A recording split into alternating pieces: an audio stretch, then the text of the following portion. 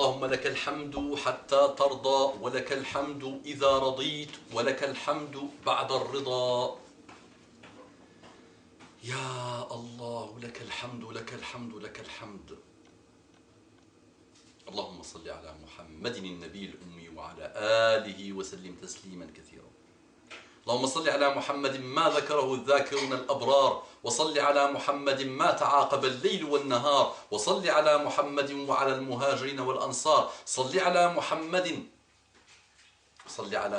وعلى صحابته الأخيار، وصل على محمد وعلى أزواجه الأطهار، صل على محمد صلاة تنجينا بها من جميع الأهوال والآفات، وترفعنا بها أعلى الدرجات، وتبلغنا بها أغلى الغايات من جميع الخيرات في الحياة وبعد الممات. Imagine avec moi que tu es avec Muhammad sallallahu alayhi wa sallam au paradis. Imagine avec moi que tu as eu l'honneur de suivre Muhammad sallallahu alayhi wa sallam. Imagine avec moi que tu as eu l'honneur d'entendre parler de Muhammad sallallahu alayhi wa sallam. Quel ni'ma, quel amour d'Allah subhanahu wa ta'ala pour toi, qu'il t'a permis de suivre Muhammad sallallahu alayhi wa sallam et de le prendre comme modèle. Ne l'oublie pas, salli ala Muhammad. Allez, dis sallallahu alayhi wa sallam. Allez, dis derrière moi. Allez, bismillah. Sallallahu alayhi wa sallam. Toi le non-musulman, toi le musulman. Le non-musulman dit sallallahu alayhi wa sallam. Tu l'as dit, peut-être ton cœur s'ouvre. Peut-être tu te débarrasses de tous les malheurs. De ta déviation, de ta tristesse, de ta dépression. Shifa, fais shifa. Remède, remède Muhammad sallallahu alayhi wa sallam. Allez, Virginia, Virginie, Michael, Michael, François, Françoise, Ryan, Ryan. Remède, Muhammad sallallahu alayhi wa sallam, remède. Vraiment remède. Je voudrais parler aujourd'hui, comment je voudrais parler aujourd'hui sans dire salam alaikum wa rahmatullahi wa barakatuh mes frères. Mais c'est un engagement énorme ça. Et si je l'oublie, c'est pas bon. Il faut que je le dise quand même. Parce que l'amour va s'installer, Inch'Allah. Parce que avant que mon frère ou ma soeur m'attaque en commentaire sur YouTube ou sur Facebook ou sur autre chose, il va voir que, il va dire, mon frère, il n'est pas là pour un intérêt du bas monde. Mais quel est son intérêt? Mais pourquoi il s'assoit, il consacre du temps? Pourquoi est-ce qu'il se met dans tous ces états?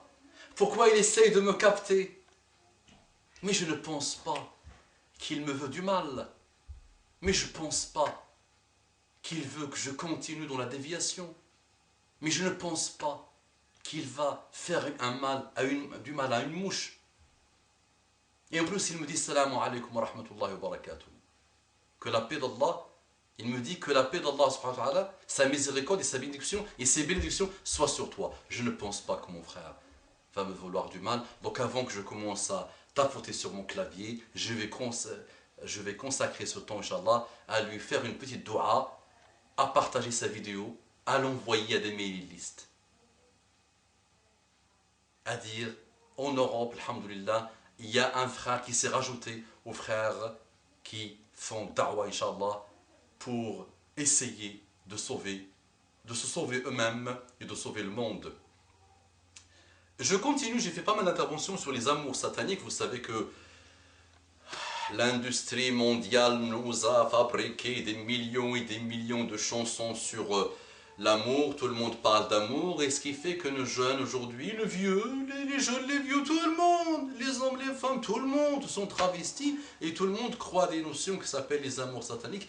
Satanistes, sataniques, des amours complètement à côté de la plaque, des amours mauvais, mes frères, mes sœurs, méfiez-vous de ça, appliquez à la lettre ce que Muhammad sallallahu alayhi wa sallam, ce que Allah nous a demandé par l'intermédiaire de Muhammad sallallahu alayhi wa sallam, appliquez-le à la lettre, vous allez vivre heureux, vous allez tomber sur des femmes du paradis, et vous les femmes, vous allez tomber sur des hommes du paradis, juste appliquez l'amour, la crainte d'Allah subhanahu wa ta'ala, les préceptes d'Allah, et vous allez voir que sans même changer, chercher, Allah va vous envoyer votre rizq jusqu'à chez vous. Pourquoi aller perdre son temps et sa vie et son corps? Parce que ces amours-là ne peuvent pas évoluer vers autre chose que la fornication. Vous savez que les Français disent faire l'amour. Regardez, faire l'amour, c'est pour dire coucher, pour dire forniquer, pour dire faire l'acte sexuel. Regardez comment on met l'amour avec l'acte sexuel, qui est en lui-même bien quand il est dans le halal, qui est en lui-même bien et qui est le ciment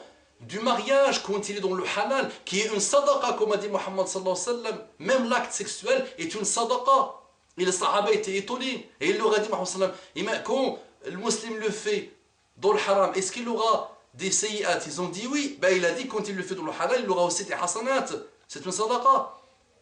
Imaginez. Donc ces amours sataniques, j'entends tellement d'histoires, vous connaissez pas prédicateurs, les prédateurs sexuels, les tueurs en série que le monde a produits. Et regardez bien que dans les pays non musulmans, ils dépassent les milliers, et ils sont adorés, malheureusement, vous savez, ils sont adorés. Ah ben oui, qu'est-ce qu'il raconte là? Il a fait une erreur. Mais non, les prédateurs sexuels, les tueurs en série, ils écrivent des livres en prison. Ils reçoivent des lettres de femmes qui les adorent, et de femmes qui fantasment sur elles.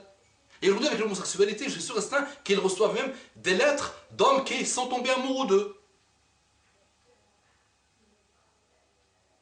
Ces produits de ces sociétés complètement à côté de la plaque et dérivées, et dont la dérive, sont adorés. Mais moi, je vais vous parler d'un cas dans un pays musulman. Écoutez bien. J'ai intitulé pas l'émission, cette intervention, il a couché sur elle.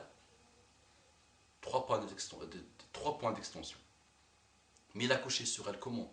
En étant morte. Il a déterré son corps. Il est parti sortir son corps de la tombe. Il a enlevé le kafan. Il a enlevé ses vêtements. Et il s'est mis sur elle pour consommer l'acte sexuel avec elle. Ça, vous avez entendu, les prédateurs sexuels, les tueurs en série ont tué leur mère, ils ont égorgé la mère par exemple, le tueur en série a tué sa mère, il l'a égorgée, lui a coupé les pieds, il a commencé à faire l'acte sexuel avec elle. Ou il a tué un petit gamin, un garçon, une fille, il lui coupe la tête, les bras, et il couche avec lui, il fait l'acte sexuel avec lui. Ça, on dit, c'est pas grave, ça, c'est pas grave. Ils le méritent, eux, ils sont des prédateurs, donc ça leur va bien, ça. Mais là, on parle de musulmans, là, on est en Égypte. C'est produit en Égypte. Et je ne l'ai pas inventé. Et j'ai vu un cher pleurer en racontant cette histoire. Le cher pleurer en racontant l'histoire. Regardez les amours sataniques. Oh. Mais pourquoi? Il est tombé amoureux d'elle. Nos amours, là, il est tombé amoureux d'elle. Parce qu'il est follement amoureux d'elle. Et il a demandé au mariage. Les parents ont vu sûrement qu'il est complètement à côté de la Pâque. Sûrement, le monsieur. Musique, lasé, égarement total, égaré le monsieur, sûrement, à côté de la plaque, ils ont refusé. C'est leur droit. Ils veulent l'intérêt de leur fille. Le wali, qu'est-ce qu'il veut? Il veut gagner de l'argent, il veut le wali qui craint Allah, de la femme, et il veut lui son intérêt. C'est un droit énorme que Allah a donné à la femme, qui lui donne un conseiller avant qu'elle se jette. Mais le wali a refusé. Et donc, le monsieur a été refusé, sûrement qu'il est à côté de la plaque malheureusement. Et Allah subhanahu wa ta'ala décide de récupérer l'âme de la sœur avec laquelle il voulait se marier. Donc elle est morte. Et le monsieur qui était tellement amoureux d'elle est parti.